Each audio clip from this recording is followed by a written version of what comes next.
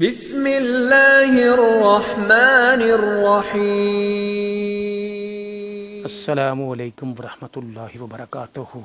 حضرات محترم، حسب معمول ایک اور نئی حدیث شریف لے کر آپ کی خدمت میں حاضر ہوا ہوں، سماعت فرمائیے گا۔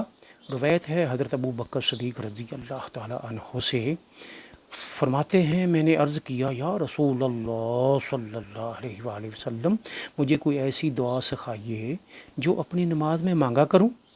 فرمایا کہو الہی میں نے اپنی جان پر بہت ظلم کیا اور تیرے سوا گناہ کوئی نہیں بخش سکتا، تو اپنی طرف سے میری بخشش کر، مجھ پر رحم کر، تو بخشنے والا مہرباں ہے۔ حضرات محترم، آج کی یہ حدیث شریف آپ کی خدمت میں عرض کی۔ اللہ تعالیٰ عز و جل ہمیں پورا عمل کرنے کی توفیق عطا فرمائے۔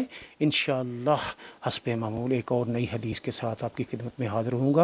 السلام علیکم ورحمۃ اللہ وبرکاتہ۔